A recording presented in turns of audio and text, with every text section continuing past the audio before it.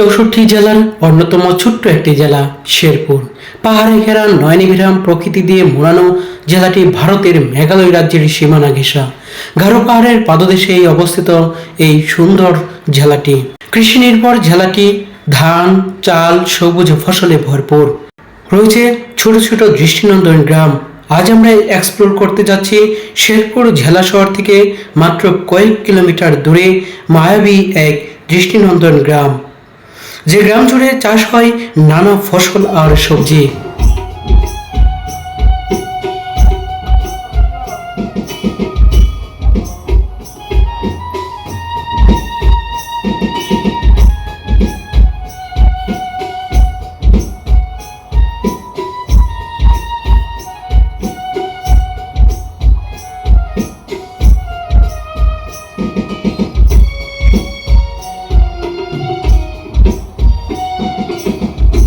শেরপুর জেলা শহর থেকে জামালপুর জেলাগামী রুট ধরে চলার পথে চোখে পড়বে Jamshed Ali memorial degree college.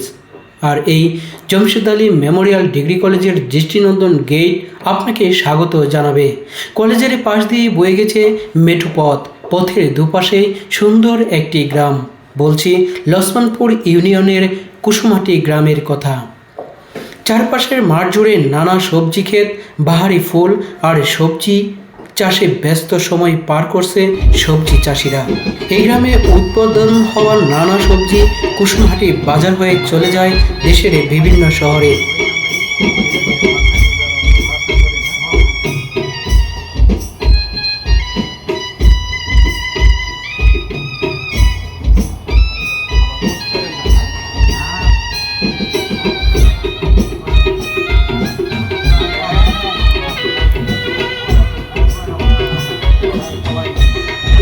আলু, পেঁপে, বেগুন আর বারোমাসি পেঁপে সহ নানা জাতের সবজি চাষ করা হয় এই গ্রামে। সবজি চাষ করে অনেকেই হয়েছেন স্বাবলম্বী। প্রায় সারা বছরই এই গ্রামে সবজি চাষ হয়ে থাকে।